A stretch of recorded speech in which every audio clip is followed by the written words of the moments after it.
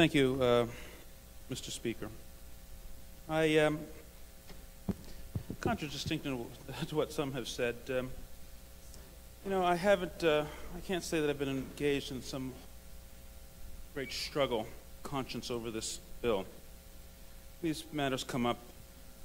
I typically go and try to understand what my first principles are and make a decision based on that. And I'm going to read something here, and it's you've heard it, but I think it's important because I think it certainly speaks to the heart of what we are discussing here today.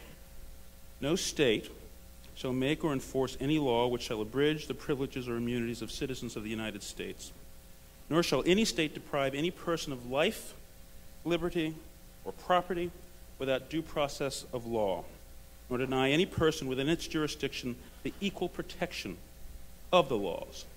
Now, I suspect that there are few people in this chamber on either side of the issue who would not stand up and say, and probably many have, if you've served in the military, if you've served in a government, and has taken an oath to uphold this very idea. And I suspect, even if you haven't had the opportunity to take this oath, that you uphold it and agree with it. And I would ask those who are sort of making a decision or perhaps still struggling with this to understand what these words mean. Words have meaning. Words are ideas, they have power. That's why this marriage question is so important to so many. There are those who would say that marriage should not be applied to the union, the bonding of people who happen to share the same sex. And that a civil union is adequate. But, of course, it's not adequate.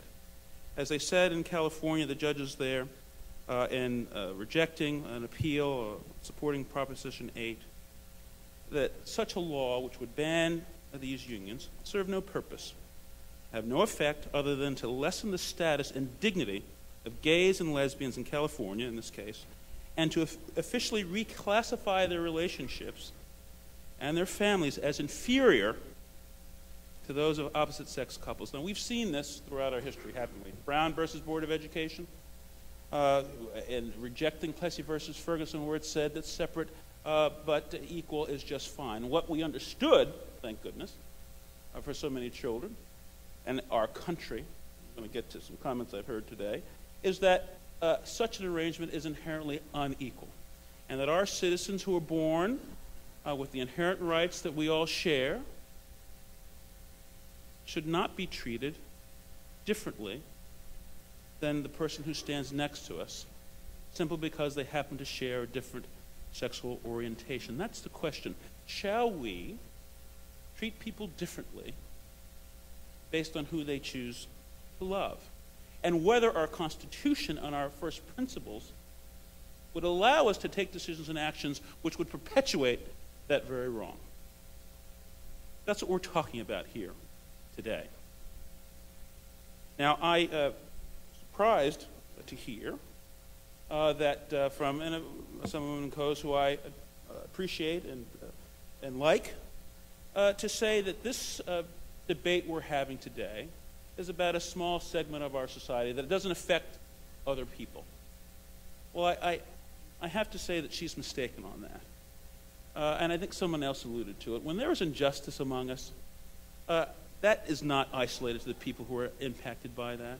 And the Brown cases and the separate but equal status that we had in this country, you better believe that it affected other people than the black youths, the people who were put in these segregated schools. People learned racial discrimination. They practiced racial discrimination. The effects went far beyond the people who were at the point of the spear of racial segregation. And if you believe that this process that we're engaged in, this wrong that we're trying to correct, does not affect those outside of the gay community, that does not send a message to our children every day that we in society apparently are prepared to tolerate an unequal situation and status for those who live with us, who are citizens as we are, who fight for us, who serve us, who are part of our community, that doesn't impact them in negative ways, it doesn't speak to them about what justice means, then I have to say you're mistaken. I'm sorry to say that, but I have to say that you're mistaken about that. And it surprises me too to hear about this idea that we ought to be putting this measure to a vote. As I understand constitutions and what their purpose is, going back to my law school days, is to protect minorities, protect definable groups from the tyranny of majorities. That's why we have constitutions, to remind us when we hit those rough spots in the road, when we hit those hard decisions, what our principles are and how we should behave and how we should respond, and how our actions as government officials should proceed. Rights that are inalienable and given to you by God, that are inherent, are not ones that ought to be subject to a vote to be taken away by a powerful majority. They are yours by right, and they're enshrined in our Constitution, and our actions should mirror that. Now, we have a chance today to right what is wrong, to correct what is wrong. And I think that those who may oppose this bill today understand that it's wrong. I really do. Many of us serve here a year or two, maybe a little bit longer, but we probably will not find ourselves in a position to take the kind of a momentous action I hope that we will take today. To fix a wrong, to uphold the principle of civil rights, fair play, equal treatment under the law. These are the big things that we, I hope, stand for. The big ideas that people have died for.